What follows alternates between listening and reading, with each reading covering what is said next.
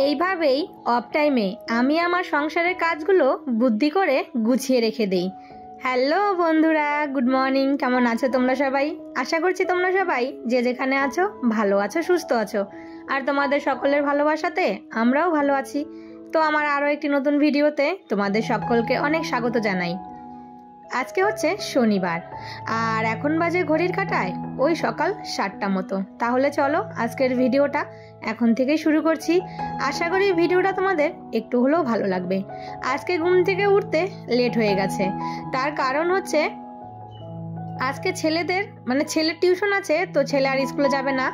আর শনিবার করে হলে না স্কুলে যেতে চায় না, কেননা ওই সারা সপ্তাহ স্কুলে গেলে শনিবারটা বলে কি আজকে যাব না। তার জন্য আমি আর জোর করে পাঠাই না। আর এদিকে আজকে আবার 9টার সময় টিউশন আছে, তার জন্য স্কুলটা তো বন্ধই যাবে। তো আমি উঠে পড়েছি, উঠে যে লেগে পড়েছি সংসারের কাজে, তাড়াতাড়ি করে কাজকর্ম সেরে তারপর চান টান পুজো করে আবার হাজব্যান্ডের টিফিন পাঠাতে হবে। তো এই যে দেখো ঘরটরগুলো মুছে ঘরে এসে দেখলাম হাজব্যান্ড কতগুলো লাউ শাক নিয়ে এসেছে। তো বললো যে ও কে যেন দিয়েছে, কিনে আনেনি, আমাদেরই আশেপাশে হয়তো বন্ধু বান্ধবের কাছ থেকে কারো কাছ থেকে নিয়ে এসেছে। তো যাই হোক, লাউ শাক দিয়ে কিছু একটা করতে হবে। আর এই যে চান টান করে সোজা জামা কাপড় ছিল কয়েকটা, সেগুলো কেচে চলে আসলাম ছাদে। রোজই তো কাঁচা ধোয়া করতেই হয়, কাঁচা ধোয়ার থেকে আর রেহাই নেই। আর এই যে দেখো স্কুলের ড্রেসগুলো ছিল, তো ভাবলাম যে আজকে শনিবার সমস্ত জামা কাপড়গুলো কেচে দেই। ওই শনিবার কি রবিবার করেই জামা কাপড় কাচতে হয়, স্কুলের ড্রেসগুলো, তাছাড়া তো রোজই কাঁচা ধোয়া লেগেই থাকে। আর এই যে কালকে রাতে কিন্তু বৃষ্টি হয়েছে, দেখো ছাদটা কিন্তু পুরো ভেজা ভেজা আছে। বৃষ্টি বলতে এবার মনে হয় আগেই দেখি ঝড় বৃষ্টির আবহাওয়া শুরু হয়ে গেছে। কি হাওয়া ছেড়েছিল জানো তো, সেই কি হাওয়া, যেমন পরিমাণে হাওয়া ছেড়েছে বৃষ্টিটা কিন্তু কমে এসেছে, কিন্তু হাওয়া ছেড়েছিল। এখনও কিন্তু বৈশাখ মাস পড়েনি। তো বৈশাখ মাসের আগেই এই ঝড় বৃষ্টি, বৈশাখ আষাঢ় মাসেই তো ঝড় বৃষ্টিটা বেশি হয়, তার আগের থেকেই দেখি ঝড় বৃষ্টির আবহাওয়া শুরু হয়ে গেছে। তো এই যে চলে আসলাম পুজো টুজো দিয়ে একবারে সোজা। তো ওইদিকে বিছানাটা গুছিয়ে নিচ্ছি, ছেলের টিউশন আছে, ও হোমওয়ার্কগুলো করছে। তো বললো মা তুমি শুধু ব্ল্যাঙ্কেটগুলো ভাঁজ করো, আমি আগে হোমওয়ার্ক করে নেই, তারপরে বিছানাটা ঠিকঠাক করো। তো ওর কথা মতোই ওই যে ব্ল্যাঙ্কেটগুলো বালিশ টালিশ ওগুলো ভাঁজ করে রেখে আসলাম। ওর হোমওয়ার্ক হয়ে গেলে তারপর হচ্ছে বিছানাটা ঝেড়ে নেব। আর এই যে সব কাজের ফাঁকে নিজের জন্য একটু সময় বের করা, চা খাওয়া, এটা না খেলে তো কাজের এনার্জি কিছুতেই পাবো না। তো চলো আগে চাটা খেয়ে নিই, তারপর কথা হচ্ছে তোমাদের সাথে। তো বন্ধুরা, সকালে সমস্ত কাজকর্ম সব হয়ে গেছে, রান্না বান্নাও হয়ে গেছে। আজকে আর তোমাদের সঙ্গে রান্না টান্না শেয়ার করলাম না। তো রান্নাটা একটু ঝটপটি করে নিলাম। হাজবেন্ডের 10টার দিকে খাওয়ার পাঠিয়ে দিয়েছি, তো আজকে আর রুটি খাবে না, বলেছে ভাত খাবে। তার জন্য আজকে একবারে রান্না বান্না কমপ্লিট করে খাওয়া দাওয়া হয়ে গেছে। তো ছোট ছেলে টিউশন থেকে এসে খাওয়া দাওয়া করে নিয়েছে। আর এদিকে আমার রান্নাঘরের সমস্ত কাজ হয়ে গেছে। তো এখন হচ্ছে এমনি টুকটাক কাজ আছে।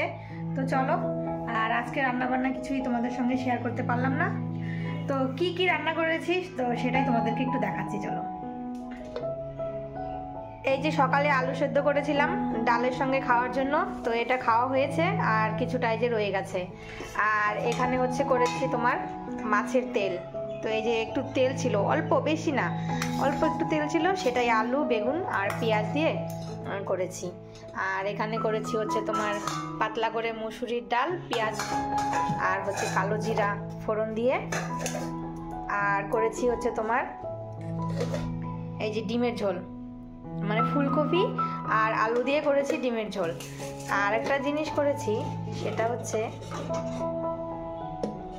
সকালে দেখলে না লাউয়ের ডগা নিয়ে এসেছিলো, তো সেটা দিয়েই এই যে করেছি একটু শুটকি মাছ, আলু বেগুন সিম লাউয়ের ডগা এগুলোই দিয়ে। তো কালকে যে ডগাগুলো সিমগুলো সেদিন আনা হয়েছিল, ওই সিম দিয়ে আর লাউয়ের ডগা দিয়ে। তো এদিকে খাওয়া দাওয়া হয়ে গেছে। এই যে দেখো সমস্ত বাসন টাসন সব মেজে একবারে রেডি করে রেখে দিয়েছি। আর ওইদিকে ছেলে গেছে হচ্ছে খেলতে।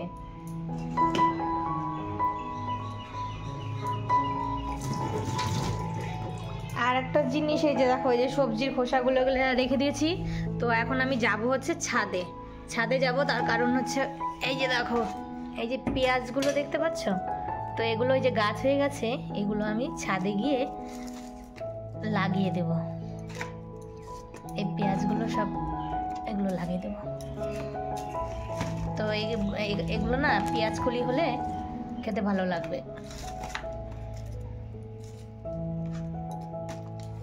অনেকগুলো পেঁয়াজে দেখো গাছ হয়ে গেছে। এই যে এগুলো সব লাগিয়ে দেব।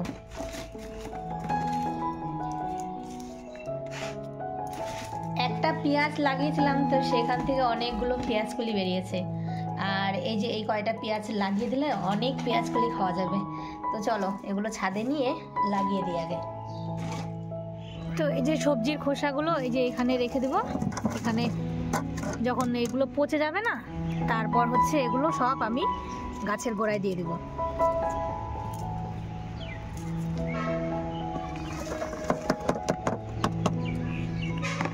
আর এই যে পেঁয়াজগুলো চলো এগুলো লাগিয়ে দিই।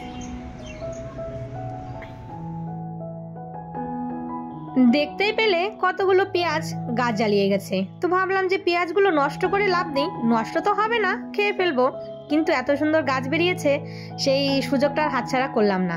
এই যে কার্টুনটা এটা মাটি দিয়ে ভরে রেখেছি, এটা এমনি পড়ে আছে। তো ভাবলাম যে চলো তাহলে কয়েকটা পেঁয়াজ এই কার্টুনের মধ্যে লাগিয়ে দিই, যদি পেঁয়াজ কলি হয়। একটা পেঁয়াজ লাগিয়েছিলাম, সেই একটা পেঁয়াজ থেকে 4-5টা পেঁয়াজ কলি কিন্তু বেরিয়েছে। দুটো প্রথমে ছিঁড়েছি, তারপর হচ্ছে আবারও কিন্তু পরে দুটো হয়েছে, এখনো ছোট আছে, ওগুলো কয়েকদিন পরে তুলে নিব। তারপর চলে এসেছি একবারে সন্ধেবেলা, সন্ধে টন্ধে দেওয়া হয়ে গেছে। তো ছেলে বলছে মা আমাকে একটু সুজি করে দাও, তাও হচ্ছে খেজুরের গুড় দিয়ে। আর এই যে বড় ছেলেকে বললাম তুই খাবি, তো বললো যে হ্যাঁ খাবো। দুজনের জন্য একটু সুজি করে নিচ্ছি। আর এইদিকে দেখো সুজিটা ভালো করে ভেজে তারপর দুধ দিয়ে দিয়েছি, আর একটু চিনি দিলাম, সাথে একটু খেজুরের গুড়। আর খেজুরের গুড় দিলে না সত্যি বলছি সুজিটা কিন্তু খেতে অসাধারণ লাগে। তো তোমরা যদি কেউ না খেয়ে থাকো অবশ্যই খেয়ে দেখো, খুবই ভালো লাগে। তো ওদের দুজনকে দিয়ে একটু বেশি হয়েছিল, তো আমিও অল্প একটু খেয়েছি। আর রুটির সঙ্গে খেতে ভালো লাগে, কিন্তু এখন তো আর রুটি বানাবো না, তাই শুধু সুজি ওদেরকে এই যে বানিয়ে দিয়ে দিলাম। তো এখন তো এই সময় কাজ থাকে না, বসে বসে একটু টিভি দেখি। তো ভাবছিলাম কালকে তো মাংস রান্নাই হবে রবিবার, তো এই যে পেঁয়াজ রসুন আদা এগুলো সব রেডি করে রেখে দিই। এইভাবে অফ সময় কাজগুলো করে রাখলে না তাহলে কিন্তু নিশ্চিন্তে থাকা যায়। তো চলো বন্ধুরা আজকের ভিডিওটা এখানেই শেষ করি, আবারও দেখা হবে।